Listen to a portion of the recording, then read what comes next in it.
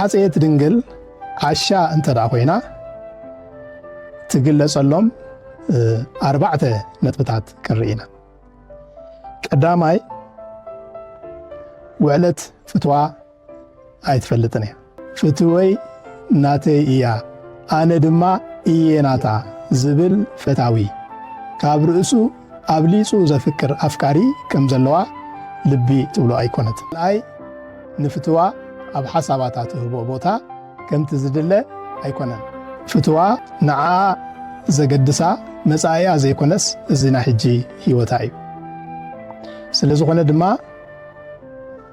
ካብ ዳሓር ክትሕጎስ ሕጂ ክትሕጎስ እያ ትመርጽ። ሳልሳይ ንፍቓድ ፍትዋ ኣብ ህይወታ ትህቦ ቦታ ከምቲ ዝድለ ኣይኮነን።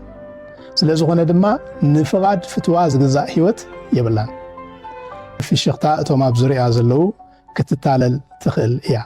ብምዃኑ ድማ ምስቶም ኣብ ዙርያ ዘለዉ ብልባ ትምንዝረሉ ግዜ ውሑድ ኣይኮነን። ብልባ እናመንዘረት በቲ ኣብ ቅድሚያ ዘሎ መርዓ ተስፋ ክትገብር ድማ ተሓንኽ ኣይኮነትን። ራብዓይ ትጸባበቕ ትጽዕር እያ። ዕላማ ምጽብባቓ ግና ምስ ናይ ሕጂ እምበር ምስ ናይ ድሓር ሓጎስ ዝተኣሳሰር ኣይኮነን። ስለ ዝኾነ ድማ ኣብቲ ውሽጣዊ ጽባቐ ዘይኮነስ ኣብቲ ደጋዊ ጽባቐ እያ ተተኩር። ዝተሓፀየ